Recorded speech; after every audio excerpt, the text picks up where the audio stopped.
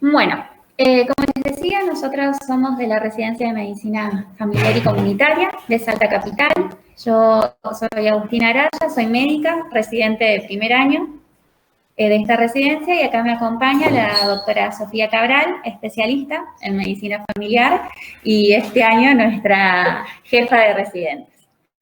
Y bueno, también hemos invitado y nos ha colaborado con material, con información y material audiovisual, la doctora Carmen Salvo, especialista en endocrinología y sexóloga clínica. Bueno, ¿empezamos? Sí, vamos. Bueno, ahora ya se conectó. Genial. Bueno, en el Ateneo Central de hoy lo que vamos a presentar es la atención integral de personas trans. Los objetivos de este Ateneo es poder describir brevemente el marco legal en relación al tema, poder definir los conceptos básicos en relación a lo que son las expresiones e identidades de género, poder identificar poder brindar herramientas que faciliten el abordaje de personas trans en la consulta médica y proponer un resumen que sea práctico sobre la consulta y cuidados de salud en personas trans en el primer nivel de atención. La bibliografía que nosotros utilizamos fue la atención de salud integral de personas trans, travestis y no binario, que bueno, es una guía destinada para el equipo de salud del Ministerio de Salud de la Nación, la última actualización que es de agosto-septiembre de este año. Bueno, vamos a comenzar primero brindando un poco de información sobre lo que es el marco legal, ¿sí?, a la hora de hablar del abordaje de atención de pacientes trans. La primera ley que nosotros hicimos hincapié y que queremos desarrollar es la Ley Nacional 26.743, que es la Ley de Identidad de Género. Es una ley que se sancionó en mayo del 2012 y que busca justamente poder reconocer como un derecho humano la identidad de género. Esta es una ley que sale en un contexto de una lucha por la despatologización, la descriminalización y la desjudicialización de las identidades trans. En esta ley lo que se aborda es poder garantizar que toda persona pueda tener un reconocimiento de su identidad de género autopercibida y asegurar un acceso a la salud integral de acuerdo a su expresión de género, sin que tenga que ser sometida a ningún tipo de diagnóstico de peritaje, ya sea médico, psicológico, psiquiátrico. Y este acceso a la salud integral también incluye la posibilidad de poder acceder a todas las que son modificaciones corporales, ¿sí? Es una ley de que habla de que la hormonización tiene que estar dentro del plan médico obligatorio, garantizando una cobertura del 100%.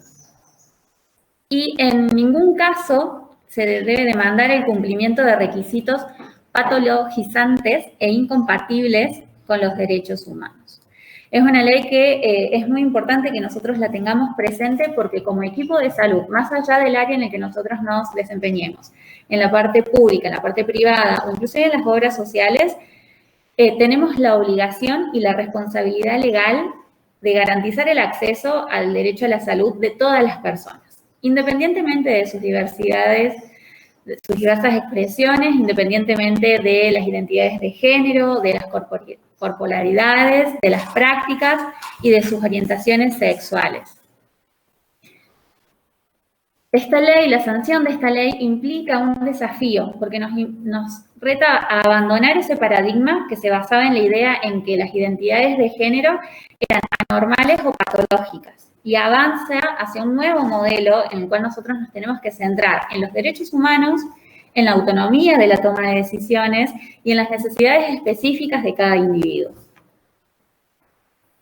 Además de esta ley, también tenemos otras leyes que las queremos nombrar, que son la Ley Nacional 26.529, que es la Ley de los Derechos del Paciente en su relación con los profesionales y las instituciones de la salud, que esta ley es una ley que salió en el 2009 y se actualizó en el 2012 y habla justamente de poder acceder al sistema de salud independientemente de su orientación, de la orientación sexual de cada persona, independientemente de la identidad de género, de la religión, de la raza o de cualquier otra característica.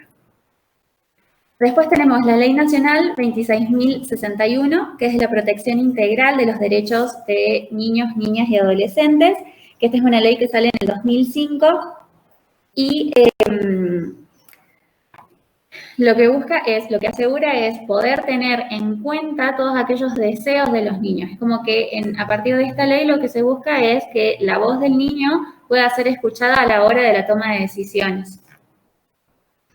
Tenemos también la Ley Nacional 26.659, que es el derecho a la protección de salud mental, que esta ley que sale en el 2010 es muy importante porque es un gran paso en la búsqueda de la despatologización, porque en esta ley se manifiesta explícitamente de que no se puede hacer diagnóstico de ninguna de alteraciones de salud mental basándose únicamente en la identidad de género o en la orientación sexual de cada persona. Después tenemos la Ley Nacional 25.673, con la cual se creó el Programa de Salud Sexual y Procreación Responsable, en donde se garantiza también para personas trans y para personas de con cualquier identidad de género u orientación sexual, que puedan tener información, un buen acceso a la salud sexual y poder tener acceso a la procreación responsable si así lo desean. Y tenemos la Ley Nacional 26.862, que es el acceso integral a los procedimientos y técnicas médico-asistenciales de reproducción médicamente asistida. En esta ley, lo que plantea es que todas las personas que deseen poder tener hijos puedan tener acceso, digamos, a la cobertura del 100%, que lamentablemente todavía no se está terminando de implementar, pero bueno, es que todos puedan tener acceso a esta reproducción médicamente asistida independientemente de la identidad de género o de las orientaciones sexuales. Bueno, también tenemos la Ley Nacional de 26.618, que es la Ley de Matrimonio Igualitario, que es una ley que salió en el 2010. Y tenemos la Ley Nacional 26.994, la cual realizó modificaciones que avanzan en el reconocimiento de los derechos conforme al paradigma de derechos humanos, en todo lo que es el ejercicio de derechos de las personas, incluidas los niños, adolescentes y personas con discapacidad, derechos personalísimos, matrimonio, régimen patrimonial del matrimonio y sucesoría, entre otros. Y por último queríamos nombrar el DNU 721, que salió este año, que no es una ley, sino que es un decreto nacional único, que es el cupo laboral travesti trans en el sector público nacional, en donde lo que se sanciona en este decreto es que haya un mínimo de un 1% de cupos ocupados por personas travestis y trans, en lo que es el sector público nacional, ya sea en cargos o por contrato. Existen otras leyes también, pero bueno, nosotras pusimos las que nos parecían más relevantes para este Ateneo. Bueno, ahora vamos a abordar un poco sobre las expresiones y la identidad de género. Primero vamos a hablar del sexo. El sexo biológico es el sexo que se nos asigna al momento del nacimiento basándose en la genitalidad externa. Es importante que nosotros tengamos en cuenta de que si bien muchas veces resumimos el sexo biológico en varón o mujer, en toda nuestra formación hemos podido ver de que no existen únicamente estas dos situaciones clínicas, sino que existen un montón de factores que intervienen. La sola presencia de genitales externos, pene o testículos o vulva, está muy condicionada también por todo lo que son las hormonas, los ejes hormonales, cómo van funcionando, la presentación de caracteres sexuales. Y además, todos estos responden a los cromosomas. Estos cromosomas sexuales, que si bien nosotros sabemos que existen las asociaciones de XX y XY, también existen otras asociaciones de cromosomas que es importante poder tenerlas presentes. ¿Sí? Poder sacarnos de la cabeza esta construcción simplista de que biológicamente únicamente está el varón y la mujer. Con género nos referimos a las expectativas sociales y culturales sobre el comportamiento sexuado de la persona, ¿sí? Que muchas veces se le asigna o se espera en base al sexo biológico. Y en cuanto a género, tenemos que hablar de 3 aspectos. Por un lado, el rol de género, ¿sí? Que son modelos culturales, identitarios, contrapuestos, que orientan a actuaciones diferenciadas para mujeres y varones a través, ya sea de sus actitudes, de actividades, vestimenta, juegos, colores, gestos, ¿sí? Después tenemos la identidad de género, que es el sentimiento profundo y experimentado propio de género de cada persona, ¿sí? Es como cada uno se autopercibe en un sentimiento profundo, es como el cerebro puede autoidentificarse. Y por último tenemos a este nivel expresión de género, ¿sí? Que es la forma en la que se manifiesta el género mediante el comportamiento o la apariencia. Entonces, como para repasar estos últimos 3 conceptos, tenemos el rol de género, que es principalmente la visión desde afuera, desde la sociedad, hacia cada individuo, la identidad de género, que es la mirada de uno mismo hacia adentro, y la expresión de género, que es la expresión de uno mismo hacia el afuera. Y por último, también es importante que tengamos en cuenta lo que es la orientación sexual, que es la atracción, ya sea emocional, romántica, sexual o afectiva, hacia otras personas. Bien, en cuanto a identidad de género, tenemos 2 grandes grupos o 2 grandes clasificaciones, ¿sí? Tenemos por un lado transgénero y por el otro lado cisgénero. Transgénero son aquellas personas quienes se identifican, expresan y o corporizan un género que es distinto al que les fue asignado al nacer, ¿sí? Y es quienes desafían con la apariencia y con la autodenominación las expectativas sociales con el género que se le había impuesto socialmente, ¿sí? Mientras que cisgénero son aquellas personas cuya identidad de género coincide con el género que se les fue asignado al momento del nacimiento en función a la genitalidad. Nosotros, a la hora de poder escribir en la historia clínica, la terminología que vamos a utilizar para referirnos a identidad de género va a ser, cuando hablamos de personas transgénero, vamos a utilizar el término mujer trans para referirnos a aquella persona que nace con genitales de mujer, pero que con genitales de hombre, pero se autoidentifica con el género de mujer, ¿sí? Entonces, esa autoidentificación de mujer es lo que nos lleva a poner el prefijo, la palabra previa, mujer trans.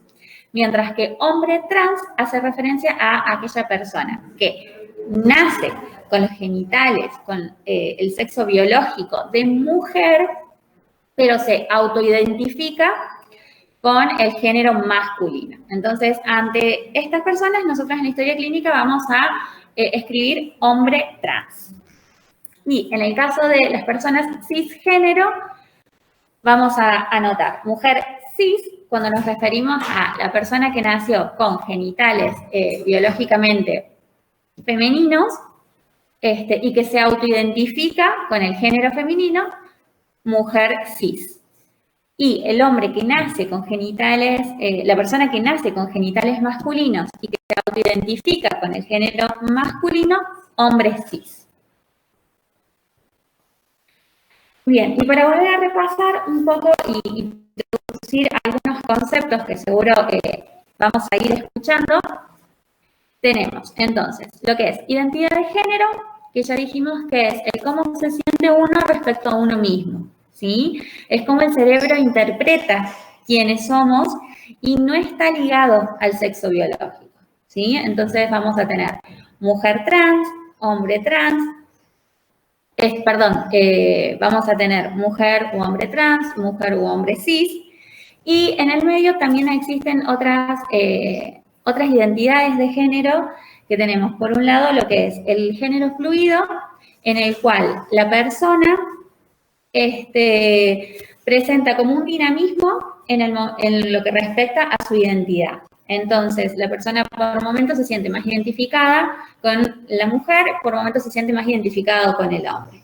Y también lo que pueden llegar a escuchar es el tema de el género no binario, que consiste en aquellas personas que no se sienten identificadas con ninguna de estas dos dualidades, ¿sí? Ni con hombre ni con mujer. Hay algunas fuentes bibliográficas de que en un intento de querer clasificarlo dentro de algún lado han hablado de un tercer género, pero lo más correcto sería decir que en realidad no se identifican con ninguno de los dos conocidos socialmente. En cuanto a lo que es expresión de género, ya habíamos dicho que es como se expresa su género y se basa en los roles tradicionales. Incluye la forma en la que cada uno se viste, se comporta, y bueno, vamos a tener lo que es femenino, masculino y andrógino, que es esta persona que no opta por ninguna de las dos extremos a la hora de la expresión, sino de que la forma en la que se viste o la forma en la que actúa es más bien en la gama del medio. A nivel de sexo biológico, como ya habíamos hablado, vamos a tener la hembra, el macho, y en el medio también tener presente el tema de las personas intersexuales, ¿sí? Y por último, las orientaciones sexuales, que habíamos hablado, que es la atracción física, emocional, espiritual o romántica que cada uno tiene, ¿sí? Vamos a hablar de heterosexualidad, atracción física, es por una persona de un género opuesto al nuestro.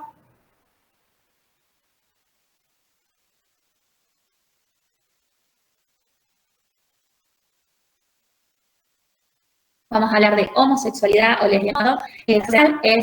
La atracción sexual es por personas de ambos géneros.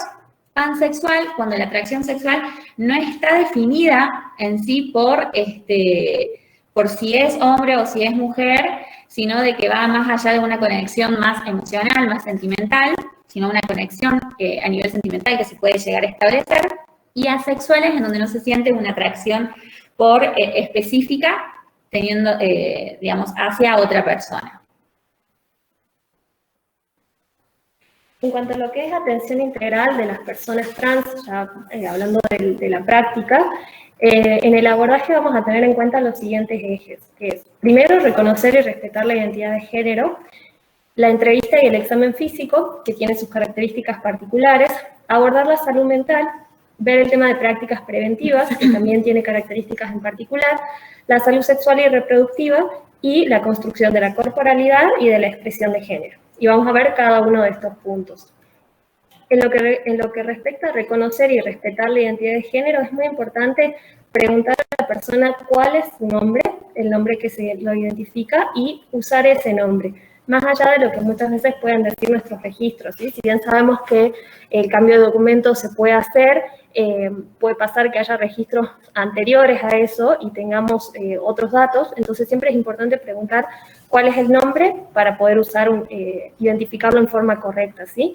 Y también preguntar los pronombres con los que prefiere ser nombrados. Pueden ser masculinos, pueden ser femeninos, ella, él, incluso pronombres neutros. Entonces, es importante tenerlo en cuenta porque es una forma de mostrar respeto también hacia la identidad que la persona ha elegido. Cuando no tengamos en claro esto, hay que llamar por el apellido, ¿sí? Y usar el apellido siempre que no se pueda confirmar el nombre que la persona prefiere. Evitar el uso de expresiones basadas en estereotipos de género, como señorita, campeón, princesa, ¿sí? Incluir en todo instrumento de registro, ya sea historia clínica, recetas, prescripciones, todo en donde tengamos que poner los datos de nuestro paciente, el nombre que expresa. No prescribir tratamientos y o evaluaciones psicológicas o psiquiátricas a ninguna persona basándose solo en su identidad y o expresión de género, ni por su orientación sexual, ¿sí? Recordemos no asumir tampoco que por tener determinada identidad va a tener determinada orientación sexual y al revés. Siempre es importante preguntar ambas cuestiones. Y respetar el derecho de las personas a ser internadas en salas acordes a su identidad de género, ¿sí? Esto está también garantizado por las leyes que habíamos hablado anteriormente. Siempre asegurar la privacidad y la confidencialidad de la consulta Y es importante aclararle esto al paciente, que la consulta es privada, que sus datos van a ser tratados de forma confidencial, y que todo lo que se diga ahí va a quedar entre el médico y el paciente, salvo que haya alguna situación de riesgo vital. En cuanto a lo que es la entrevista y el examen físico, siempre hay que habilitar un espacio de diálogo e intercambio, ¿sí? Y tener en cuenta que las personas trans muchas veces han sido excluidas del sistema de salud, entonces quizás les cueste confiar o revelar cierta información, entonces también respetar los silencios y respetar qué tanto están dispuestos a compartir. Siempre preguntar el motivo de consulta y hacerlo con preguntas abiertas, ¿sí? No asumir que vienen por determinada cuestión, sino preguntar por qué vienen, qué los trae hasta la consulta. Incluso a veces sirve preguntar cómo llegan hasta la consulta, por esto que hablábamos de que muchas veces fueron que no podían acceder a un servicio de calidad. Preguntar sus antecedentes personales, si usa medicación y también los tratamientos no farmacológicos. Siempre es importante preguntar el uso de hormonización autoadministrada y preguntar también el uso de tratamientos tópicos con hormonas que muchas veces no se reconoce como hormonización en sí. El uso de tratamientos no farmacológicos, el aumento o en disminución,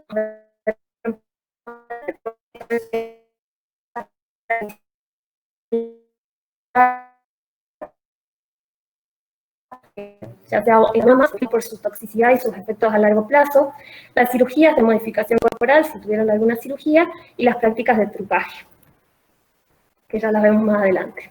En cuanto a los antecedentes de salud familiares, es importante sobre todo preguntar la patología cardiovascular y los cánceres hormonodependientes, pensando que quizás la persona pueda querer acceder a un tratamiento de hormonización y esto va a tener sus contraindicaciones o no, según estos antecedentes también.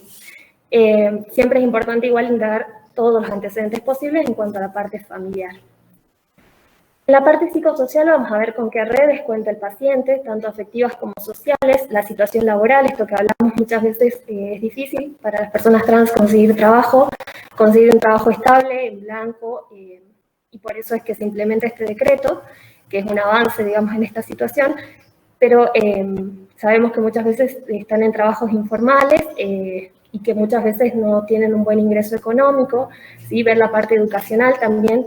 El acceso a la educación es un gran tema en las personas trans, muchas veces el sistema de educación los expulsa, lo mismo que el bullying, los maltratos y situaciones de violencia, entonces hay que preguntar esto, y cómo están en la situación de vivienda.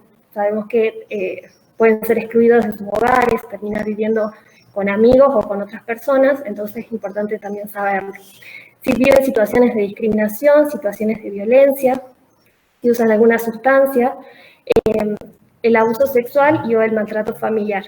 Las personas trans también acceden en el caso de violencia y abuso sexual, pueden acceder a la medicación anticoncepción si es que corresponde, medicación para prevenir ITS, y también pueden acceder a ILE.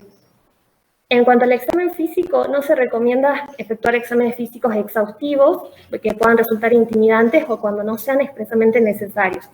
Tampoco hay que hacer examen mamario, genital y o anal si la situación no amerita. Todo lo que hagamos tiene que tener un justificativo, sobre todo si son prácticas que pueden incomodar a la persona. Siempre hay que pedir consentimiento verbal y explicarle para qué se va a realizar la práctica. Y es importante explicar cuál es el sentido y realizarlas respetando los tiempos y las necesidades de quien consulta, ¿sí? Quizá en una primera entrevista sea más que nada orientada a conocer al paciente y más adelante se puede empezar a implementar prácticas más preventivas, pero quizá que incomoden un poco más. En cuanto a la salud mental, siempre es importante tener en cuenta que es un derecho y debe responder a una demanda explícita de la persona usuaria, ¿sí? No por ser trans o tener una identidad diferente, hay que derivarlo así o sí a psicología o a psiquiatría. Y siempre es necesario realizar una escucha atenta y sensible a los signos de padecimiento subjetivo, ¿sí?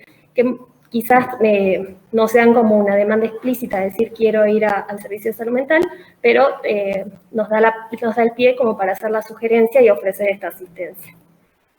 Y la consulta o el diagnóstico en salud mental en ningún caso puede constituir un requisito para el acceso a prácticas de hormonización, cirugías de modificación corporal o cualquier otra prestación garantizada por la Ley de Identidad de Género. ¿Sí? No puede constituir un obstáculo o una barrera y no se recomienda que se la realice para poder indicar estas prácticas. Y en cuanto a prácticas preventivas, no difieren mucho si es que vieron el Ateneo de Prácticas Preventivas en adultos sanos, pero sí queremos hacer hincapié en algunos aspectos puntuales, como son el rastreo de enfermedades cardiovasculares, la dislipemia, la diabetes mellitus y la hipertensión arterial, ¿sí? Diabetes y dislipemia a través de análisis de sangre, hipertensión arterial mediante la medición, que la realizamos a todos los adultos mayores de 18 años, por lo menos una vez al año. El rastreo de patologías oncológicas, a todas las personas que tengan útero se les hace el rastreo de cáncer de cuello uterino mediante el PAP, ¿sí? Al igual que a la población general. El rastreo de cáncer de mama se debe seguir realizando aún en aquellas personas mastectomizadas con sus diferentes recomendaciones acorde a la situación, pero no por hacer la mastectomía se deja de rastrear el cáncer de mama.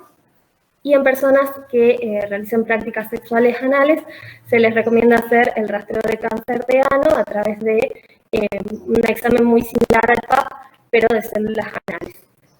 También se les puede recomendar la vacunación contra el HPV para prevención de este puntualmente. No se recomienda hacer rastreo de cáncer de ovario ni endometrio ni próstata en esta población. Se recomienda hacer rastreo de osteoporosis al igual que en la población general y tener cuidado en aquellos que han sido gonadectomizados, o sea, aquellos que se les retiraron testículos u ovarios, que tienen que ser muy constantes en su reemplazo hormonal, ¿sí? No suspender la hormonización, ya que en caso de que eso suceda puede afectar la salud ósea, entonces se debe valorar cada caso en particular. En general recomendamos a partir de los 65 años y también usar herramientas como el FRAX para ver el riesgo de osteoporosis y poder hacer la valoración a través de la densitometría. Y sí hay que hacer consejería en las prácticas inseguras de modificación corporal, como el uso de sustancias de relleno. Sabemos que se usa silicona y aceites, que muchas veces, como decíamos, pueden ser tóxicos, pueden tener efectos a largo plazo y en el caso de las personas que ya se realizaron, se puede hacer la modificación por sustancias más seguras, pero pueden tener complicaciones a nivel quirúrgico, entonces es importante hacer la consejería en cuanto a que se puede evitar, ¿sí? Acceder a métodos más seguros y aquellos que ya han utilizado alguno de ellos, poder derivarlos a un servicio donde puedan manejar esa complejidad. Bueno, en cuanto a lo que es salud sexual y reproductiva, es importante en cuanto a la anticoncepción tener en cuenta que hay que brindar herramientas anticonceptivas a todas aquellas personas que no tengan deseos de tener hijos y que tengan relaciones sexuales con posibilidad de procreación, ¿sí? El tema de la anticoncepción en esta población, para nosotros como personal de salud, representa un desafío, ya que la población a la que estamos acostumbrados a destinar los métodos anticonceptivos, ahora incluye más personas, ¿sí? Nosotros tenemos que tener en cuenta esto que había comentado al principio, todas aquellas personas que tengan relaciones sexuales, que tengan capacidad que tengan la posibilidad de procrear. Nosotros en este tema, aparte, de hacer un abordaje, teniendo en cuenta todo lo que es la identidad de género, también es importante que tengamos presente la corporalidad para poder administrar todas estas herramientas. A la hora de brindar métodos anticonceptivos, tenemos que tener presentes, por un lado, los que son hormonales y los que no son hormonales. Y explicarle a las personas que algunas hormonales vienen con estrógeno, ¿sí? Si la persona elige algún método anticonceptivo que no tenga estrógeno, tenemos también opciones para poder brindársela, entonces es importante poder hablarlo para ver qué es lo que, cuál es el método más apto para cada persona. Y es importante también comentar que el uso de testosterona en pacientes que estén con hormonización, si bien se produce una suspensión de lo que es la menstruación, no se produce una abolición de lo que es la ovulación. Entonces, si esta persona que recibe hormonización con testosterona tiene prácticas sexuales con posibilidad de procreación, únicamente con la testosterona sigue teniendo la posibilidad de procrear. Entonces es importante poder transmitir este mensaje.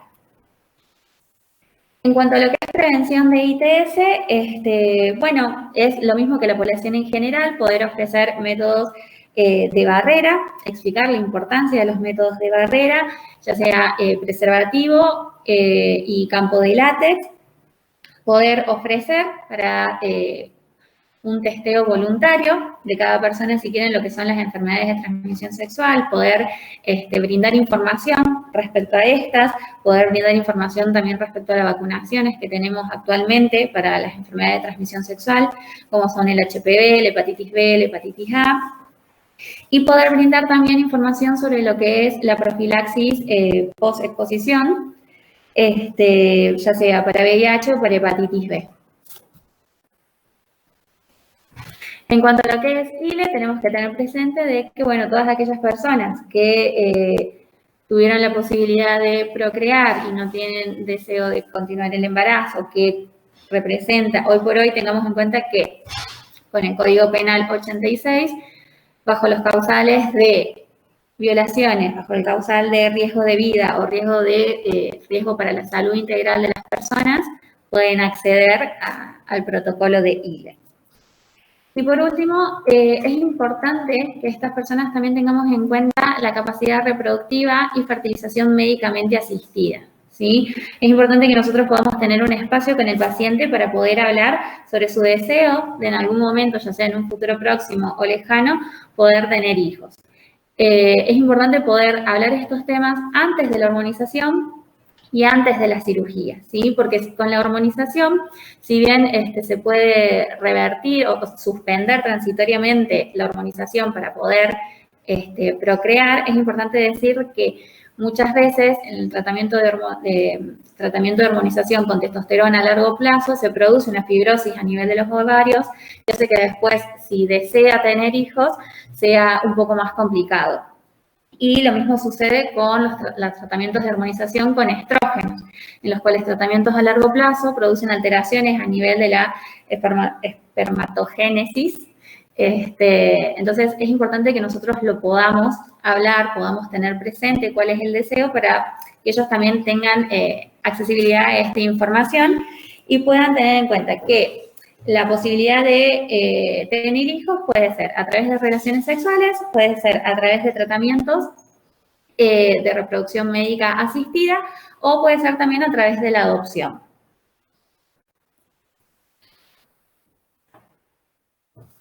Y bueno, cuando hablamos de la construcción de la corporalidad y de la expresión de género, vamos a tener en cuenta 3 tipos de tratamientos. Por un lado, lo que son los tratamientos no farmacológicos y no quirúrgicos, los tratamientos farmacológicos y los tratamientos quirúrgicos. Los tratamientos no farmacológicos ni quirúrgicos son todas aquellas técnicas que utilizan las personas trans para poder esconder o tapar algunas características de órganos sexuales secundarios que se hayan desarrollado que, digamos que necesiten tapar para poder construir esta corporalidad. En lo que respecta a las mamas, generalmente en lo que es el aumento, se suelen utilizar lo que son maquillajes y prótesis externas. Y para aplanar se utilizan lo que son fajas, vendas elásticas y prendas compresoras.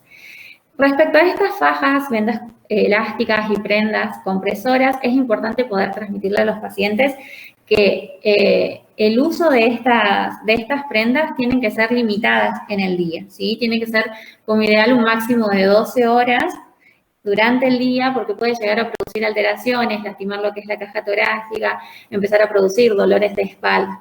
Es importante también en las personas que utilizan esto poder incentivar a que puedan utilizar cremas humectantes para poder evitar lesiones a ese nivel. Y poder asegurarnos que la presión con la cual se colocan las fajas y las vendas sean acordes a la necesidad de cada persona y no produzca un daño a nivel de lo que es la caja torácica. En cuanto a lo que es testículos y pene, para el ocultamiento se suelen utilizar prendas GAF y existen también técnicas de ocultamiento de trucaje, se le decía, bien, que consiste principalmente en cuanto a lo que es los testículos, se lo sube a lo que es el conducto inguinal, y luego lo que es bolsa escrotal y testículos se lo esconde hacia atrás, y, perdón, escroto y pene se lo lleva hacia atrás y se sostiene con ropa interior que sea ajustada o con estas prendas GAF, que son prendas que están diseñadas específicamente para esto. Y en cuanto a lo que es, digamos, para el aumento, se suelen utilizar prótesis o packers, que son como paquetitos similares a las prótesis que se colocan en la zona genital. Y es importante también el tema de la terapia de la voz, ¿sí? El tema de la voz es importante tener en cuenta de que si bien la hormonización con testosterona lo que produce es un desarrollo de la musculatura de las cuerdas vocales y lleva a un engrosamiento de la voz, el tratamiento con estrógenos o bloqueantes androgénicos no producen alteraciones en la voz. Entonces, en un intento de esta construcción de corporalidad, es importante que el modo en el cual deseen cambiar su tono sea a través de técnicas que sean saludables.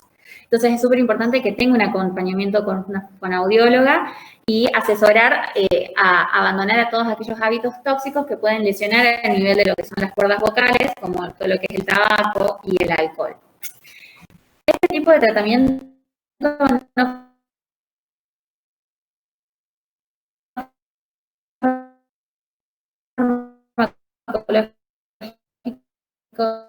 y no quirúrgicas, es importante que nosotros podamos brindar herramientas, brindar técnicas que sean saludables y que no lastimen el propio cuerpo.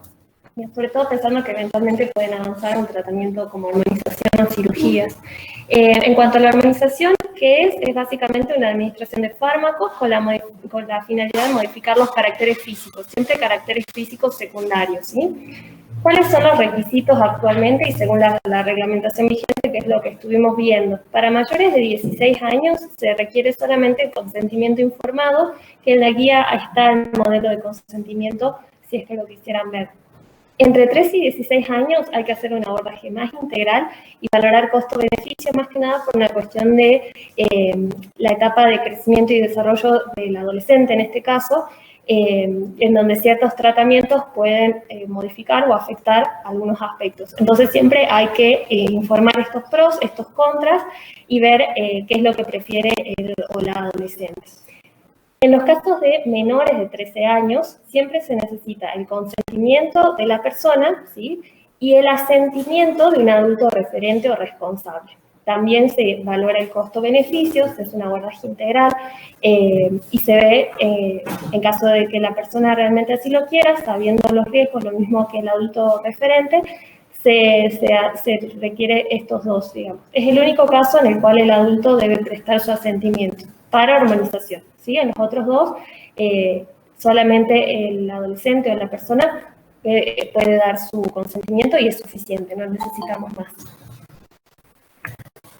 En cuanto a los efectos esperables, siempre hay que informarle a los pacientes sobre las expectativas, conocer primero y considerar las expectativas y las necesidades de quien consulta, y hay que brindar información respecto a los efectos que se pueden alcanzar a través de la hormonización, ser realistas en este punto, ¿sí? Porque existe mucho mito y mucha desinformación en relación a este tema, y los plazos de tiempo que tenemos que administrarlo, ¿sí? Siempre es importante ver el tema del seguimiento y la suspensión, que generalmente van a tener que hacer un tratamiento prolongado, en donde el primer año el seguimiento se hace en forma trimestral. Y luego se puede hacer cada 6 o cada 12 meses según necesidad, ¿sí? El plan de seguimiento siempre va a ser adaptado a las necesidades del paciente, al tipo de terapia que esté recibiendo, ¿sí? Hay algunos que necesitan más controles que otros, y también a si eventualmente el paciente se somete, por ejemplo, a una gonadectomía, va a necesitar seguir durante mucho tiempo con la terapia hormonal. Por eso es que la suspensión se ve según cada caso, ¿sí? Hay pacientes en donde consideran que el efecto alcanzado es suficiente y se suspende, no necesitan continuar, y hay otros en donde vamos a tener que seguir, como decíamos, por un largo plazo con el tratamiento hormonal. Y luego tenemos los tratamientos quirúrgicos de modificación corporal, No nos vamos a abocar a cuáles son, ¿sí? Están en la guía, hay varias descripciones respecto a qué es lo que se puede hacer, pero siempre es importante tener presente que no todas las personas trans, travestis y no binarias quieren modificar su cuerpo a través de intervenciones quirúrgicas y que si así lo quisieran no siempre van a querer los mismos resultados. Entonces, de nuevo, hay que contemplar qué es lo que quiere y qué necesita cada persona. Siempre hay que asesorar sobre las diferentes técnicas, hay que dar información clara y comprensible. Hay que ver la valoración de la situación clínica actual de la persona usuaria y la estratificación del riesgo en relación a la cirugía, ¿sí? Valorar el riesgo prequirúrgico. Hay que hacer una evaluación de los factores de riesgo generales y el eventual tratamiento, ¿sí? Que es lo que identificamos en nuestro paciente en la entrevista, lo que hablábamos antes. Siempre ofrecer y brindar el acompañamiento psicológico pre- y postoperatorio, sobre todo considerando que son modificaciones corporales muchas veces irreversibles, entonces es importante poder ofrecer esta asistencia, pero no es un requisito como para dejar de hacerla. Recordemos que no deben pasar por valoraciones psicológicas o psiquiátricas para acceder. Siempre las técnicas, las intervenciones quirúrgicas tienen que ser realizadas con adecuada técnica y realizar los cuidados post-cirugía de manejo del dolor, la profilaxis antibiótica, tapones, fajado, dilataciones, etcétera, ¿sí? No porque sean cirugías de modificación corporal tienen que ser de menor calidad o con menor pericia que en cualquier otra cirugía. Siempre detectar los problemas de social que puedan resultar de relevancia en el contexto de cirugía, ¿sí? Seguramente esa persona va a necesitar cuidados, va a necesitar acompañamiento, curaciones y un montón de otras cuestiones que también hay que abordarlas, no se terminan solo con la cirugía, sino con ver el contexto de recuperación, quién va a acompañar y dónde va a estar la persona durante su recuperación.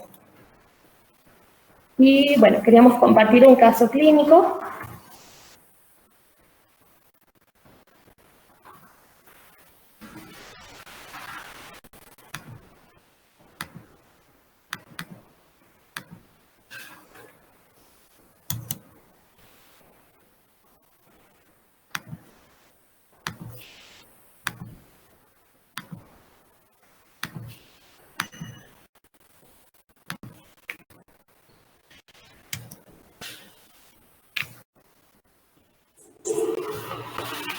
Lucía Jiménez. Lucía Jiménez.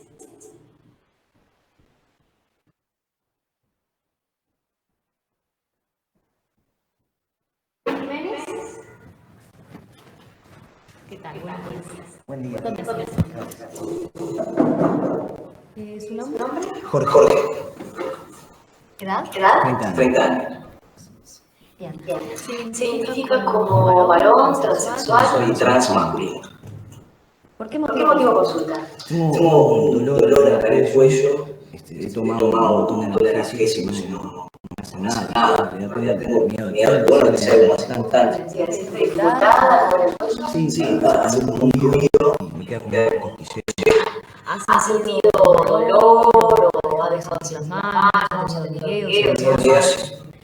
Bueno, Probablemente lo que usted tenga sus pensamientos, ¿sí? Posiblemente tenga que tomarse unos días en el trabajo, así dejando que los analgésicos actúen bien, que yo me ayude a medicar, trate de dormir recostado, con una almohada en las piernas, evite dormir boca abajo, ¿sí? No estar ni mucho tiempo sentado ni mucho tiempo parado. También sería bueno que saliera a caminar seguido, evitando siempre los ejercicios que te van a concentar. Bien, ¿no? Otra cosa, dígame, ¿usted se ha hecho la mastectomía? No, tengo pensado hacerla, pero no puedo. ¿Usa faja? Sí. ¿Qué tipo de faja elástica? Sí, es una faja elástica que un amigo se me puso. Es de las mejores. ¿Cuánto tiempo más o menos por día usted la La usa? uso todo el día, únicamente para bañarme me la hace. Bueno, en ese caso sería importante que para aliviar el dolor que usted deje de usarla todo el tiempo, ¿sí? Yo sé que es importante para usted en este momento usar la faja, pero cuando llegue a su casa sáquesela y sobre todo evite acostarse a dormir con ella puesta. Porque también la faja es la que me puede traer esos dolores. Pero aparte de que evitar usarla todo el tiempo ayuda a tener una columna saludable, además, al perder elasticidad las mamas, el tejido, la zona, pierde capacidad de recuperación, lo que podría ser dificultoso en el postoperatorio luego de la mastectomía, ¿sí? Además de que posible que aumente el riesgo de cáncer. Pero al realizarme la mastectomía, el cáncer de mama ya queda descartado. Bueno, no, disminuye un poco, pero no se elimina del todo. De todos modos, es bueno que usted se haga controles anuales, ¿sí? Yo le voy a mandar una placa de columna, Sí. ¿sí? Para ver cómo está. Y los analgésicos que le había recomendado. Ahí va, ¿sí? Muy bien, sí, así. Bueno, muchas gracias. Bueno, muchas gracias.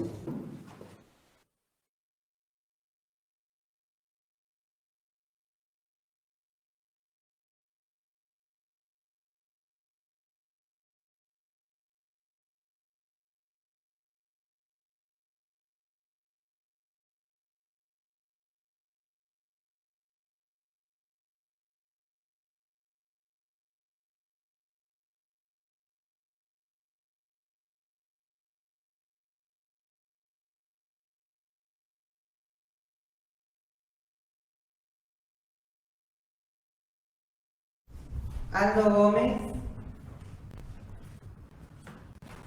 Buen día. Buen día. Tome asiento. Gracias. Edad. 28 años.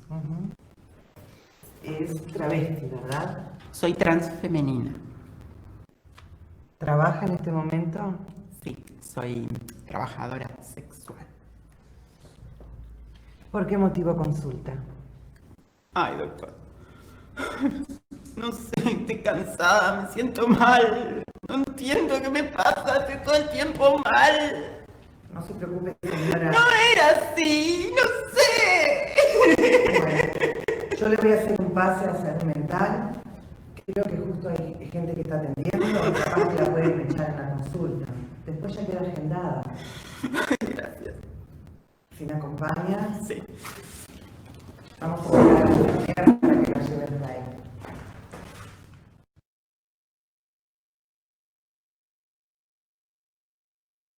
Gómez. Buen día. Buen día. Tome asiento. Gracias. Dígame su nombre. Ana María. ¿Qué edad tiene Ana María? 28 años. ¿Se identifica como varón, mujer o transexual? Trans femenina. Actualmente mantiene relaciones con varones, mujeres o ambos sexos. Con hombres. ¿Antes mantuvo relaciones con mujeres? Hace mucho, una vez. ¿Trabaja en este momento? Soy trabajadora sexual. ¿Por qué motivo consulta? Ay, doctor. No sé, estoy cansada, me siento mal. No entiendo qué me pasa, estoy todo el tiempo mal. ¿Y cuánto hace más o menos que se siente así? Como un mes. ¿Ha estado tomando hormonas últimamente? Sí, ¿Se acuerda el nombre o tiene la cajita? Diane. Ya. ¿Y cómo las ha estado tomando? La amiga que me lo recetó me dijo que tomara 2 por día. Y bueno, está, pero a veces me olvido de llevarlas en la cartera cuando salgo a trabajar y tal, y me las tomo las 2 juntas. ¿Y hacía mucho que no tomaba hormonas? Sí, un tiempo, bastante. O sea que todos los síntomas aparecieron al reinicio de la toma de hormonas. Sí.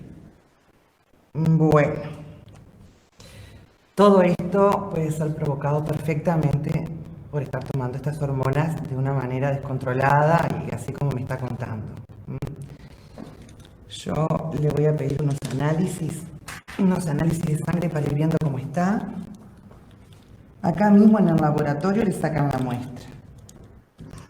También le voy a pedir que saque hora para consultar a un endocrinólogo. Ni bien tenga los resultados de los exámenes, viene por acá, que yo voy a hablar con la psicóloga para ver si le puede dar una hora para una consulta. Muchas gracias. Adiós. Chao.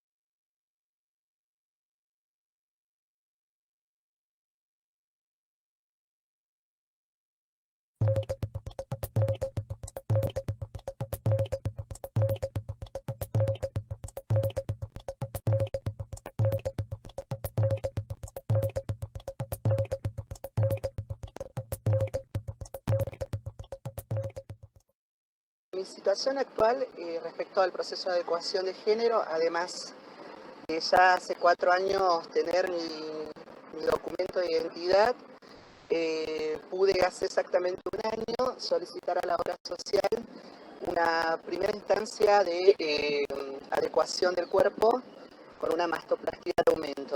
Ahora estoy pedido que ver con otras operaciones de adecuación, aún negado por la obra social a la migración. En mi situación actual estoy en tratamiento de hormonización, yo me hice la mastectomía. Me siento bien porque pude acceder a la mastectomía acá. Ya voy 3 años y medio de hormonización, que ya me operaron quirúrgicamente, me hicieron la mastectomía. En tema de salud, en cómo yo voy tratando los tratamientos, análisis, todo, voy en regla. Estoy haciendo todos los tratamientos, análisis que me pide la doctora y bueno, gracias a Dios todo me sale bien. En el tema de la medicación, de la hormona, la tengo que luchar porque yo la pido al desarrollo social. Mando un mandatario, va mi tía, me la retira.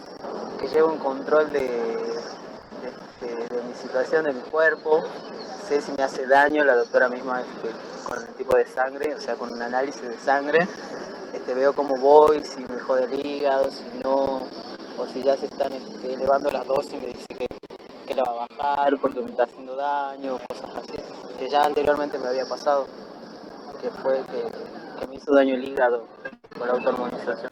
Históricamente siempre se hizo, ¿no es cierto?, la adecuación de género por vía casera o vía clandestina, por así decirlo, y ahora, bueno, que existan médicos que prescriban las órdenes y que tengan un seguimiento sobre nuestros tratamientos, nuestros reemplazos hormonales, me parece que es saludable y obviamente hay que apostar a que esto se integre todo el sistema de salud y en toda la provincia, ¿no?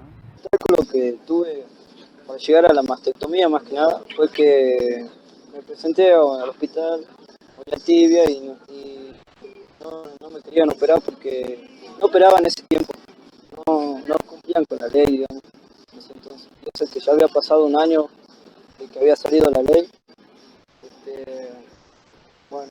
Me decían que operaban, pero a personas que tenían cáncer de mama, digamos. Los chicos, hombres trans, no operaban. Después me presenté en el hospital San Bernardo de acá de Salta también y tampoco operaba. Y hasta que un día hice una derivación para Buenos Aires directamente y ahí recién parece que buscaron un lugar a donde operar. Ahí había ido al Ministerio de Salud de acá de Salta y bueno, ellos buscaron un hospital de acá de Salta donde me puedo operar. Fue el hospital nuevo materno infantil. Y ahí empezaron a operar ahí, en ese hospital. 2012, en junio. Bueno, yo vi que en la televisión me acuerdo que se podía hacer el tema de hormonización, el proceso. Entonces yo tenía un amigo, él era gay y siempre iba al San Bernardo, al observatorio. Él iba y se hacía los análisis del HIV, entonces yo le pregunto a él, che, ¿dónde puedo hacer el tratamiento de hormonización? No sabe dónde yo me puedo dirigir porque uno iba al hospital y era medio loco, ¿ha visto? Que te decían, no hacemos, no sé qué es eso. Entonces él me dijo, mirá, andá los lunes, miércoles, a las 6 de la tarde y bueno, pedí un turno. Así vos podés ver a un médico, bueno, ahí hay médicos, psicólogos. Entonces yo me fui a Doña Tibia averiguando, porque también sé que Doña Tibia trabaja con el tema de las hormonas. Y bueno, el guardia me dijo, no, capo, no, mirá, acá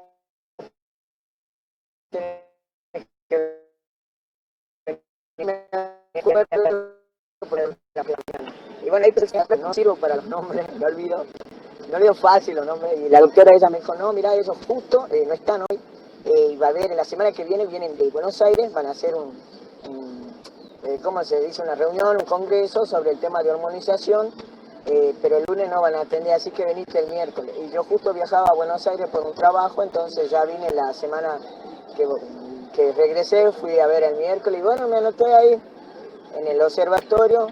Me atendió el doctor García, Néstor García. Él empezó con mi proceso, me hizo los análisis de sangre correspondientes, me pidió una mamografía, y bueno, todo lo que se pide para que yo empiece el proceso. Y él me indicó a mí la hormona, la Sustano, porque era la más conveniente por el tema de que tiene un aditivo que no me iba a traer complicaciones con el hígado. Ya de chico ya me identificaba como un chico, pero no sabía que había más chicos como yo. A través de otros chicos, de un amigo, conocí que había más chicos y estaban con el tratamiento hormonal. Y él estaba en el consultorio amigable y yo no podía ir por el asunto de trabajo. Entonces dice, bueno, vamos a hacer vos a la par mía, va a ir hormonizándote, yo te voy asesorando todo y bueno, yo empecé por abajo del ponche, como se diría. Y después ya conocimos a la doctora Salvo y ya empezamos el proceso ahí legal. Entonces ya empezó a pedir los análisis y todo eso y seguí. No te querían dar las hormonas, bueno, por sin receta, en la farmacia, médico nos había y las veces que intentamos ir con endocrinólogos nos sacaron cagando a varios. Que estábamos enfermos, un endocrinóloga era de Doña Tibia, pero aún no la conocía la doctora Salvo, que sé que atendía en Doña Tibia. Con este proceso vengo aproximadamente hace 10 años. Los principales obstáculos tuvieron que ver con, en un principio, la falta de leyes que garantice la posibilidad de inclusión verdadera en lo laboral, en la salud.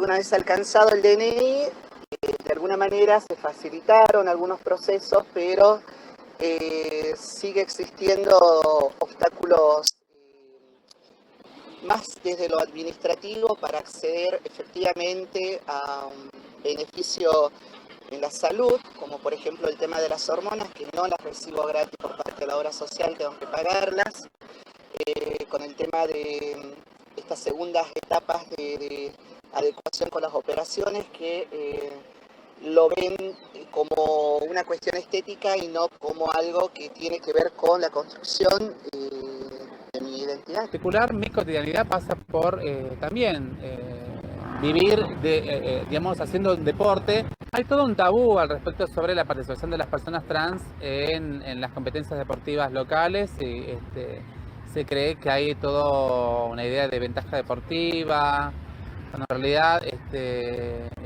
digamos, la carga que hay sobre nosotras y nosotros se basa en el prejuicio en realidad. Cambio, la otra vez, eso quiero comentar, fui a la salita de Castañares, a la salita número 15 creo que es, bueno, hablé con la directora de ahí, ella me sacó un turno con la ginecóloga y sin ningún problema fui el jueves a las 11:30 al horario que ella me dijo, me atendió la ginecóloga, me hizo el papá Nicolau, que lo tenía que hacer, lo hice, me dijo vení dentro de 20 días, fui dentro de 20 días, me dijo pasá y tener los resultados y me entregó y me fui. no tuve que ir al centro, al hospital nuevo porque mi señora cuando fue a sacar turno no le quisieron dar con la doctora Sorcó para mí. Llamó por teléfono, le dijeron, no, sí hay turno. Bueno, entonces ella le dice, Rodríguez Claudia, pero es un hombre, no, un hombre trans. No hay turno. Seguí con el tratamiento hormonal y con las operaciones que restan, que la histerectomía y la faloplastía. Y bueno, de a poco vamos viendo y entrevistándonos con los doctores. El cirujano que me operó la mastectomía, él es también ginecólogo. Y ya le pregunté, cuando fui a curaciones, le pregunté sobre el tema. Y él me dijo que sí, que primero está empezando con la mastectomía, que le dé un poco de tiempo y que se adecue a eso. Y ya para el año que viene va a presentar proyectos, papeles, para ir a meternos a nosotros también ya, para que nos puedan operar gratis. Donde se pueda llegar. Y también ayudar, porque sé que hay en mi provincia, varios chicos adolescentes, que no me gustaría que también pasen por las situaciones que yo pasé, o que pasamos en el nivel primario, en el colegio, que no había todo este tema. Un poco más de que la doctora o haya otros endocrinólogos a donde nosotros podamos consultar y llevar nuestras dudas, porque yo, llevo 4 años y no sé cómo será el proceso después, qué complicaciones puedo tener, todo eso. O sea, yo me pregunto, por eso sigo al margen todo lo temas de los análisis, me hice todo el análisis de sangre, todo lo que me pide la doctora lo hice. En el último año se han incorporado muchas personas trans a tener un seguimiento médico con la doctora y su equipo.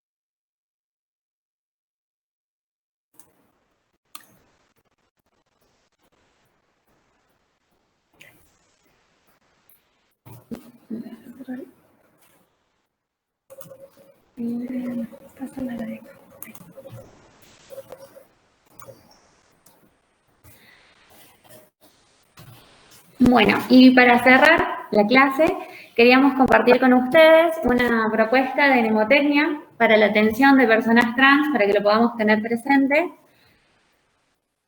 Bien, la T de identidad de género, poder preguntar si estamos ante un paciente transgénero, cisgénero, poder acostumbrarnos a utilizar, como comentaba la doctora Cabral, el nombre con el que se autoidentifican, preguntar la identidad de género y preguntar la orientación sexual.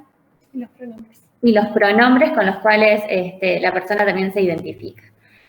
La R, tener en cuenta la entrevista y el examen físico que habíamos hablado, poder hacerlo con un abordaje integral, que el examen físico, como habíamos dicho, sea enfocado al motivo de consulta, siempre respetando las decisiones, el tiempo y los procesos de los pacientes. La A, recordar todo lo que son las prácticas preventivas, que en general, como había comentado la doctora Cabral, son muy parecidas a la de la población en general. N de construcción de la corporalidad de identidad de género. Poder preguntar al paciente con cuáles son las técnicas no farmacológicas, no quirúrgicas, si está en tratamiento de hormonización, si tiene hecha alguna cirugía, poder indagar cuál es el deseo de poder acceder a este tipo de tratamientos, cuáles son las expectativas que tiene sobre este tipo de tratamientos. Siempre tener presente indagar el tema de salud mental, si es que la persona necesita, quiere o desea algún acompañamiento durante todo este proceso ya sea de la construcción de la corporalidad o en general. Y recordar siempre hacer un abordaje de lo que es salud sexual y reproductiva. Entonces le proponemos esta mnemotecnia que es trans. Bueno, y así finalizamos nuestro Ateneo Central de hoy. Le agradecemos la presencia y le queremos agradecer especialmente a la doctora Carmen Salvo, que es endocrinóloga y sexóloga clínica, que ella, fue quien nos facilitó el último video que pudimos compartir de todos los testimonios de personas trans de acá de Salta. Y también nos ha podido compartir material para poder hacer el Ateneo Así que, doctora, sí, la invitamos a si quiere hacer algún comentario y abrimos el espacio a todos los que quieran, ya sea a través del chat o activando el micrófono, si tienen dudas o quieren hacer comentarios o preguntas respecto al Ateneo. Bueno, Sofía y Agustina, excelente, quiero felicitarlas. La verdad que hermosa la presentación, muy clara, muy completa. Así que bueno, la felicito porque de verdad muy buena toda la información que pudieron plasmar en esta presentación. Y gracias por la invitación.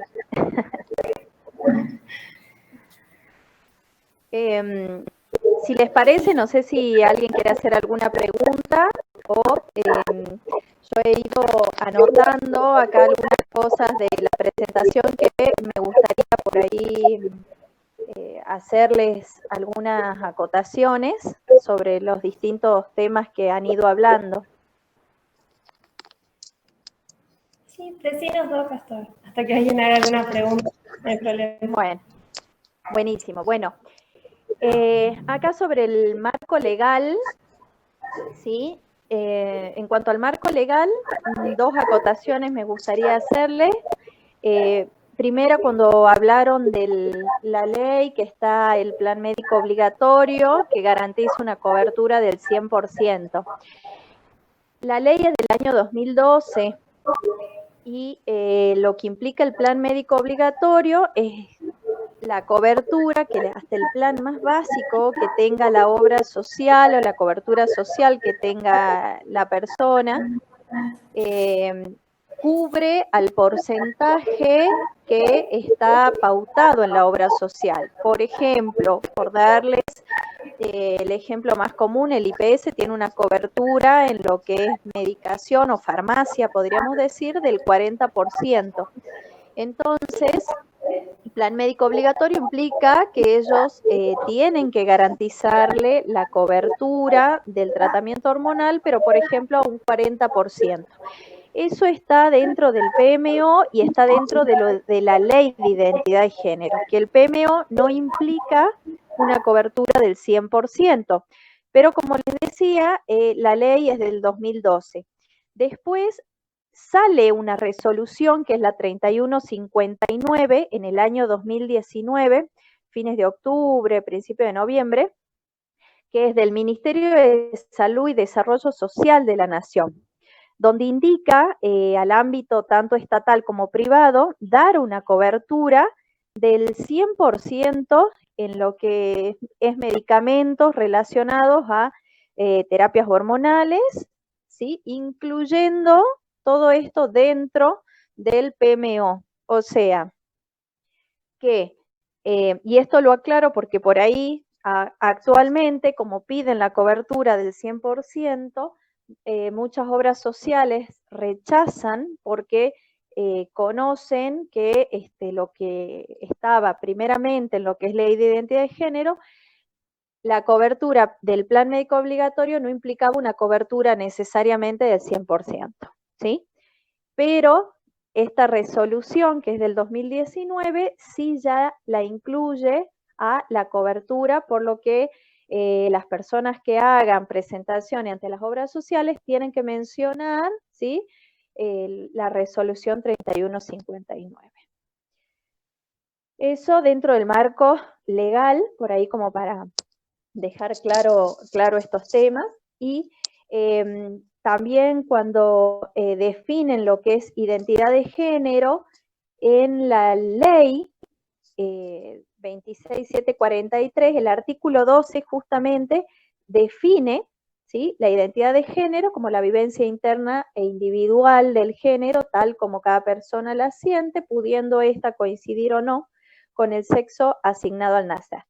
En el artículo 2 está mencionada la definición de identidad de género porque la ley tiene el nombre de Ley de Identidad de Género, entonces está plasmada, así que pueden utilizar esta definición que sería dentro del marco legal la que utiliza la ley, digamos, ¿sí? Bueno, eso por ahí es lo que es ley de identidad, lo que es el marco legal. Después, por ejemplo, ustedes muy bien explicaron cuando hablaban de lo que era sexo, género y todas esas definiciones que dieron, que estaban muy bien. Por ahí cuando se aclaran el tema del género, que hablan de mujer y varón, y el género, conocer que no solamente están estos dos géneros, sino como mencionaron, están el género, está lo que es la identidad queer, no binarios, los géneros no binarios, inclusive están lo que las personas a género, ¿sí?, que no se identifican con ninguno de los dos, que no son necesariamente las no binarias, ¿sí?, porque las personas no binarias no es que no se identifican con ninguno de los géneros, sino que no se identifican al 100% con alguno de los géneros, ¿sí? Para ahí hacerles esa acotación. Y en lo que es expresión de género, sí, que mencionan por ahí en un extremo lo femenino, en otro extremo lo masculino, ¿no? Y que mencionan ahí como en esa línea que queda entre lo femenino y lo masculino, los andróginos, ¿sí? La expresión andrógina de género, que muchas veces no necesariamente pueden querer acceder a alguna modificación hormonal para modificar, sino algunas veces va a ver que por ahí consultan, y esto no es que es algo rarísimo, sino que consultan y cada vez con mayor frecuencia, que buscan y se acercan a la consulta para buscar alguna modificación quirúrgica para sacar o no, o colocar, depende, algo por ahí con lo que no se sienten identificados o dentro de su corporalidad. Cuando quieren acceder a alguna intervención quirúrgica sin llevar primero adelante una terapia de hormonización, no está contraindicado, o no es necesariamente que primero deben venir en terapia de reemplazo hormonal o en un tratamiento médico como para poder acceder. Eso también es importante, y esto también lo aclaro porque muchas veces las obras sociales exigen primero que se eleve un informe desde hace cuánto que vienen en terapia de hormonización previo a solicitar estas intervenciones quirúrgicas, y solicitan también el cambio de DNI. Entonces es importante por ahí no solamente lo que indican, sino adjuntar la ley, pero también lo que indica el médico, que el marco legal no obliga para poder acceder a todo esto que garantiza la ley, que deban tener previamente un cambio registral, ¿sí?, y que no necesariamente deben seguir un orden lógico tal vez para ellos, que sea primero acceder a una terapia de hormonización para luego poder acceder a una intervención quirúrgica, ¿sí? No hay como un paso obligatorio, ni la cirugía es la vía final común de las terapias de hormonización. A ver, ¿qué más?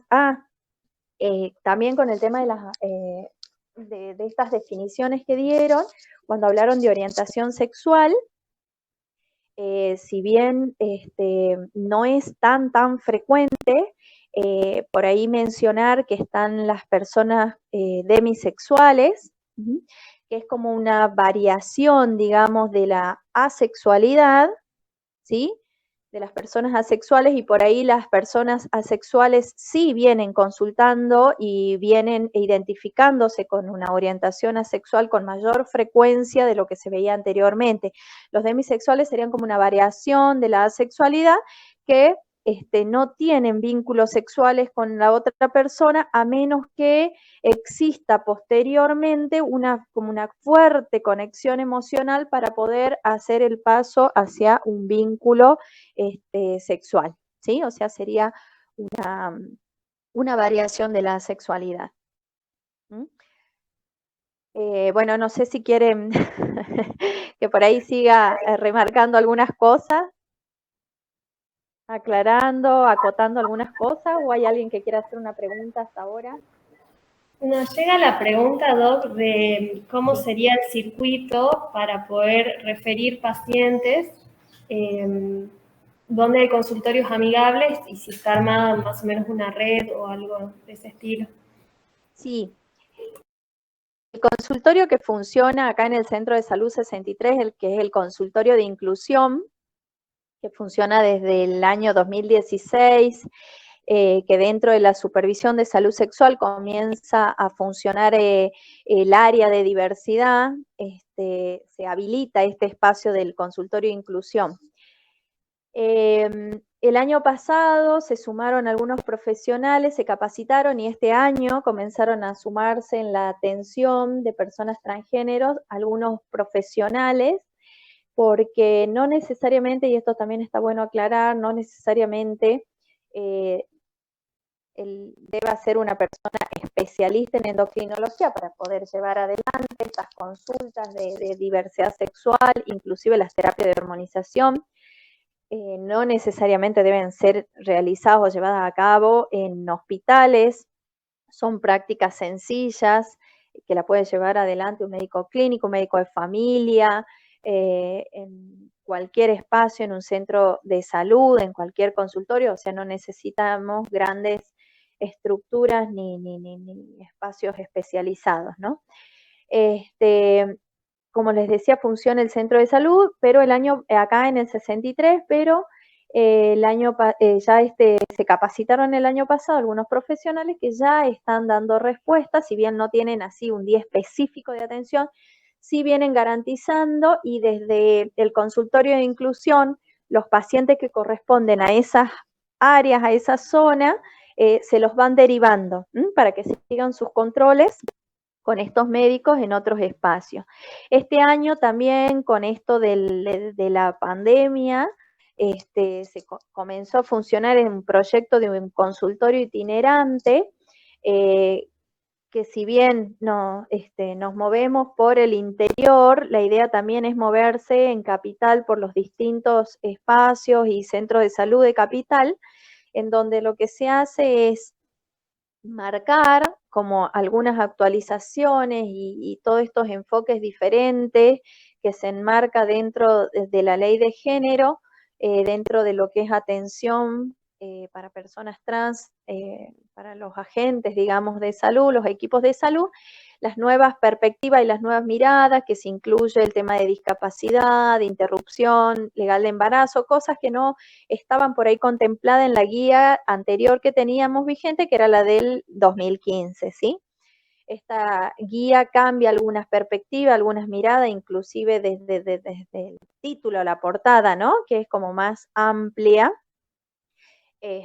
Bueno, con el consultorio itinerante lo que estamos haciendo es como alguna actualización sobre estos conceptos de la nueva guía, esta nueva mirada, y hacer consultorio, atender, garantizar consultas relacionadas a la diversidad en distintos lugares del interior de la provincia, pero la idea también es poder movernos dentro de lo que son centros de salud y de Salta Capital.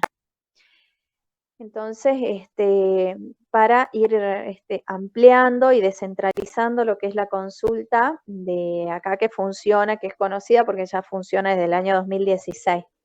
Ir habilitando diferentes espacios con diferentes profesionales referentes en consulta de diversidad sexual, sin necesidad de que sea un consultorio que específicamente funcione un día, funcione en un horario específico, sino tener referentes que puedan ir las consultas y sabiendo, bueno, que está el área de diversidad desde el ministerio, en donde pueden siempre acercarse, consultar, y nosotros acompañar estas atenciones.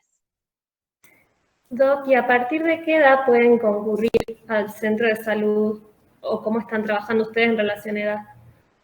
Bueno, esto en realidad no es como nosotros estamos trabajando, sino que esto, como también ustedes lo mencionaron, está modificado, digamos, o sea, se modificó en torno a las modificaciones del Código Civil y Comercial, ¿sí?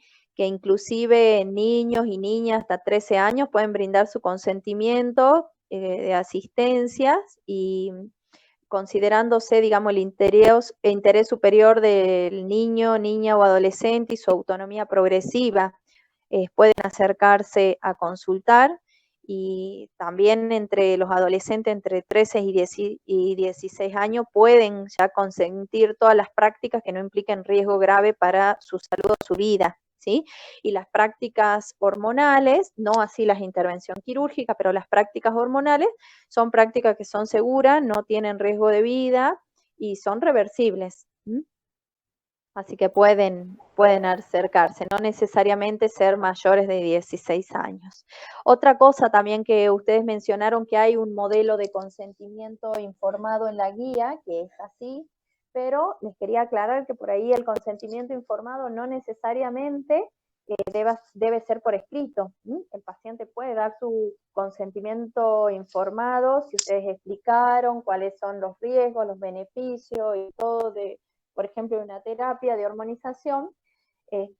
No necesariamente debe ser por escrito, puede dar el consentimiento verbal, ustedes dejan registrado que se habla, que se explique, el paciente da su consentimiento. No necesariamente tenga que estar plasmado por escrito. Y en el caso de los pacientes que no tienen obra social, ¿se les provee de forma gratuita los tratamientos de hormonización? Sí, por ahí este año hemos tenido demora en que llegue alguno de los tratamientos, sobre todo para los niños, que tuvimos una demora como de un mes y medio en que lleguen.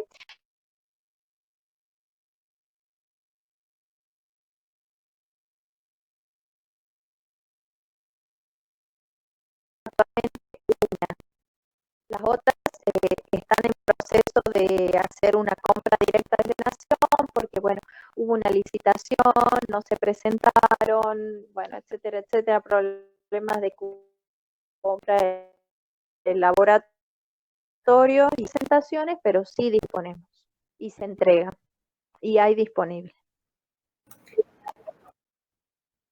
¿Y se piden al programa los esquemas? La idea es que cuando ya cada espacio tenga esté realizando, digamos, las consultas y seguimientos de pacientes, se envíen a los diferentes lugares, puedan pedir y se envíe a los diferentes lugares para que retiren desde sus espacios. Por ahora los están retirando de la farmacia del Centro de Salud 63 con un carnet. El carnet se da para facilitar... A ver, ¿algo tiene una pastilla? Necesito, por favor. El carnet es a ver, yo les voy a mostrar, que se da como para facilitar que se retire, ¿sí? Ahí están para colocar los datos del paciente y después cuando los abrís se colocan acá lo que vos le indicás, ¿sí? Y cuándo debe regresar.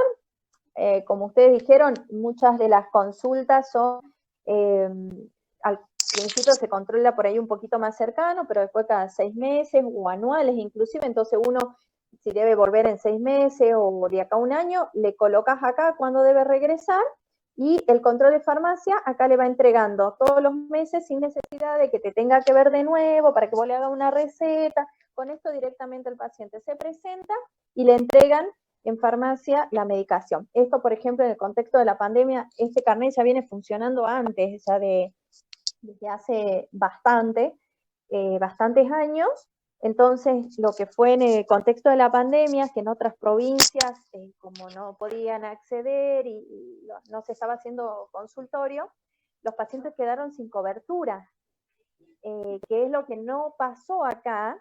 Por eso nos pidieron el modelito y lo pasamos a Nación para que entreguen a las provincias, ¿no? Porque con esto, por ejemplo, cuando fueron los peores meses de la pandemia, no solamente que con esto le permitían circular, ¿sí?, la policía, porque indicaban y mostraban que tenían que ir a retirar medicación, sino que a su vez podían retirar sin necesidad de tener que pasar por mí o que yo los vea o hacerle una receta. Entonces se garantizó sin ningún problema la entrega de medicación durante los peores meses de la pandemia. La idea es que en los espacios en donde puedan comenzar a garantizar consultas relacionadas a la diversidad sexual, se pueda enviar según lo que soliciten los efectores los medicamentos para que retiren desde sus espacios con un carnet similar, como para que sea fluida el tema de la entrega sin obstáculos, como funcionó este tiempo acá.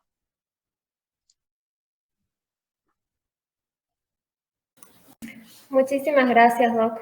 No sé si alguno de los oyentes, de los que están acá, tiene otra pregunta. Pueden abrir micrófono o mandarla al chat. Hola, buen día, Doc. ¿Me escucha? Sí, perfecto. ¿Cómo estás? ¿Qué tal? Soy Rocío. Ahí estaba leyendo de que en promedio la expectativa de vida en las personas trans es casi la mitad de una persona no trans, que acá en Argentina es como los 75 años, y en las personas trans alrededor de los 32. Y bueno, y eso debido a la discriminación y a la falta de accesibilidad en la salud, en las políticas de trabajo, etcétera. Bueno, mi consulta a usted, que tiene, digamos, el contacto un poco más cercano que nosotros, es si usted puede objetivizar eso de que quizás los pacientes que llegan a su consultorio, no buscando, digamos, estos métodos de cambio, digamos, sino abordando su salud, como el video que pusieron en las chicas, en el cual directamente no se presentaban a la consulta ya por nombrarlo con un nombre o con otro pronombre. Y si usted ve marcado, digamos, de que pierden oportunidades, que no tienen las consultas o que llegan en peor condiciones que el resto de los pacientes. Bueno, si bien es real y esos informes de la expectativa de vida de alrededor de los 35 años es así, se hicieron estudios, eso también ha comenzado a cambiar bastante, ¿no? Desde que salió la Ley de Identidad de Género en el año 2012. ¿Qué es lo que pasa? Que le permite al paciente acceder a un sistema de salud de otra manera. ¿Qué es lo que pasa? Se ha demorado en este acceso de la salud de las personas debido a que los profesionales de la salud no estaban capacitados, seguían generando obstáculos, y no me refiero solamente al personal médico o psicólogo, porque en realidad el primer contacto que tienen las personas con el sistema de salud no es el psicólogo, el médico, ¿sí? No es el profesional o la persona que lo va a atender, sino es el personal administrativo. Entonces, nosotros al comienzo, desde que se creó el área de diversidad acá en la Supervisión de Salud Sexual, se comenzó a trabajar intensamente en lo que era capacitación del personal administrativo. Todavía seguimos con muchas dificultades en el acceso, pero si miramos atrás, ha cambiado y se ha modificado un montón, ¿sí?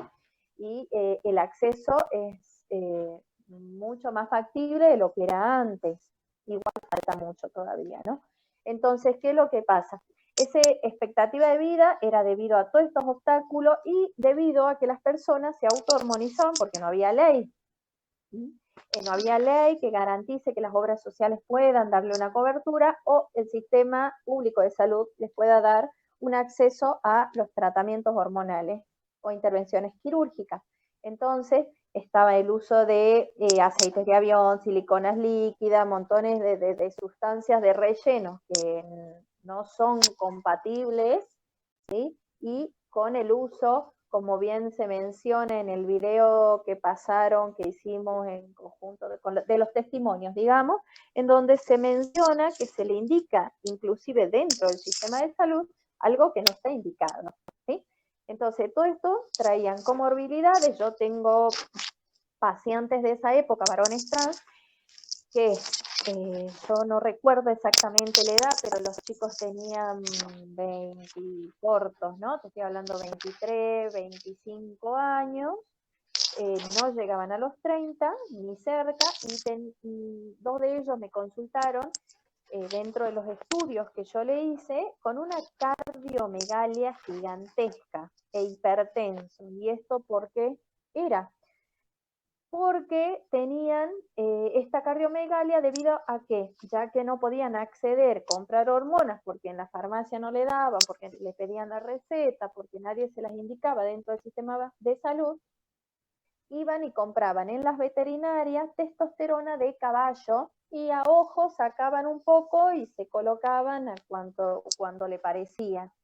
Entonces todo esto les generó una cardiomegalia importante a ambos, ¿sí? Que como te digo tenían 20 cortitos, no llegaban a los 30 años, entonces las expectativas de vida por supuesto que eran tan bajas porque sucedían todas estas cosas, ¿no? A las mujeres trans también con el uso de silicona líquida que se le iba a la parte circulatoria y como una de ellas menciona que usaban un anticonceptivo que no está indicado porque dentro de su fórmula tiene etinilestradiol y el etinilestradiol, como ustedes vieron, y si pueden leerlo en las guías, no está indicado el etinilestradiol debido a las reacciones adversas trombóticas cardiovasculares, ¿sí? Entonces, por eso era tan corta la expectativa de vida. Pero todo esto ha ido cambiando y si bien no hay estudios tan recientes que estaría buenísimo a nivel nacional hacer, sí la expectativa de vida cambia. Yo veo personas que superan ampliamente los 35 años, un control y un estado de salud impecable, debido a que, bueno, están accediendo de otra manera a estas terapias.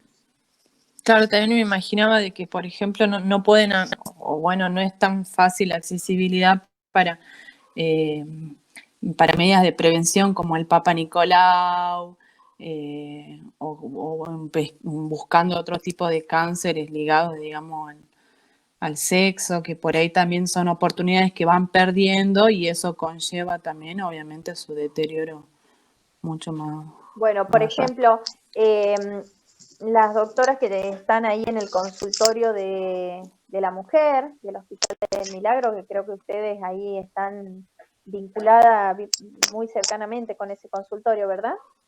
Sí, hay una rotación.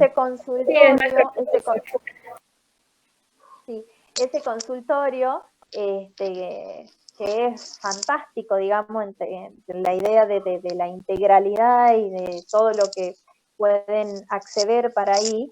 A mí me han comentado las doctoras que trabajan ahí que han visto y se han acercado varones trans a hacerse los Papas Nicolau, ¿sí? Pero, por ejemplo, algo que a mí, que bueno, está bien, hay que replantearnos nosotros mismos cómo estamos permitiendo el acceso, porque si bien hay una gran predisposición de quienes trabajan ahí para facilitar el acceso, el consultorio se llama consultorio de la mujer. Y están consultando varones para hacerse los PAP, ¿sí? Entonces, por ahí, estas cosas tenemos que reevaluar. Esas causas nominativas, sí. Sí. Que es un camino largo por recorrer. Acá mismo en la supervisión de salud sexual estoy planteado también porque tenemos el baño de mujer, baño de varón, ¿no? Bien diferenciado, y bueno,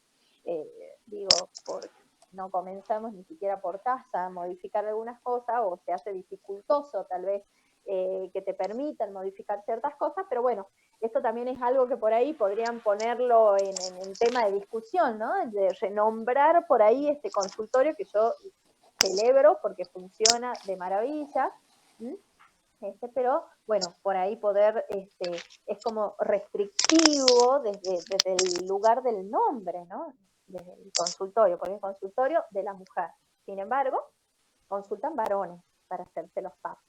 Y ahí mencionaron que dentro de esto de la prevención está el PAP anal, que yo en algún momento traté de ver en dónde se podían hacer, cuando funcionaba anteriormente el programa de cáncer de cuello, que se llamaba, a ver si a partir de ahí, con el programa de oncología también, pero no hay nadie que esté haciendo, no sé si ustedes tienen a alguien conocido o están derivando a algún lugar para hacer los PAP anales, porque yo donde he ido me dicen que no, que necesitan como una capacitación específica, nadie sabe en dónde hacerla, nadie está garantizando. Y, por ejemplo, sí es una práctica importantísima en cuanto hablamos de prevención para las mujeres trans. Sí, no, nosotros tampoco sabemos de PAP anal. Sí lo escuchamos en charlas de otros lugares, pero acá en el no. Bueno, por ahí es algo que podríamos ver, ¿no? De retomar y de trabajar para ver cómo se puede garantizar eso. Bien. Bueno, ¿alguna otra pregunta?